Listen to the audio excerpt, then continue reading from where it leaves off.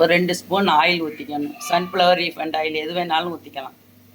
ஒரு வரமிளகாய், பிள்ளைங்களுக்கு சாப்பாடு கட்ட உரப்பு இல்லாமல்.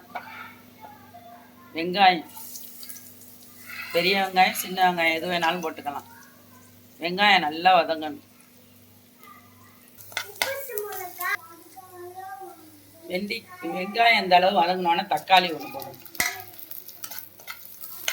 தக்காளி நல்லா வதங்கினோடனே வெண்டைக்காயை போடணும்.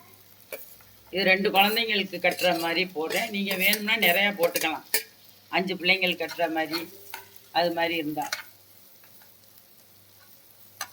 வெண்டைக்காயை தனியாகலாம் வதக்க வேணாம், இந்த எண்ணெயிலே வதக்கிக்கணும். நல்லா கழுவிட்டு தொடச்சிட்டு நறுக்கணும் வெண்டைக்காயை, ஈரம் இல்லாமல். உப்புத்தூள் இதிலே போட்டுக்கணும். மஞ்சத்தூள் கொஞ்சம். நல்லா வதங்கணும். வெண்டைக்காய் அந்த அளவு நல்லா வதங்கினோன்னே 2 முட்டை உடச்சி ஊற்றிக்கணும். அதில் இப்படி முட்டை போட்டு கிண்டுனா தான் அந்த பிள்ளைங்க சாப்பிடுங்க. நிறையா வேணும். பெரியவங்களுக்கு வேணால் மிளகாத்தூள் போட்டு பச்சை மிளகா போட்டு கிண்டி இது மாதிரி செஞ்சுக்கலாம்.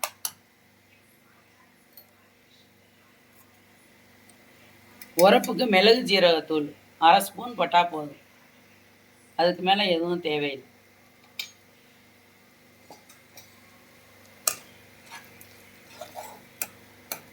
பிள்ளைங்க வெண்டைக்காய் சாப்பிடாத பிள்ளைங்களுக்கு இது மாதிரி பண்ணி கொடுங்க, சாப்பிடுங்க. சாப்பாடு கட்டையில் கொஞ்சோண்டு நெய் போட்டு சாதத்தில் போட்டு கட்டினா நல்லாயிருக்கும். நல்லா வெந்துடும். இனி இறக்கிடலாம், அவ்வளோதான்.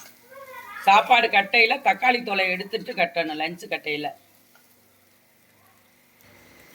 இதில் ஒரு சொட்டு நெய் போட்டுக்கணும்.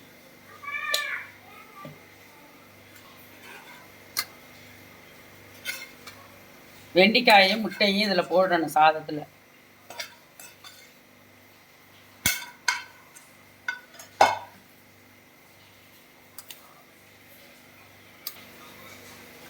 வெண்டைக்காய் சாதம் ரெடி ஆயிடுச்சு.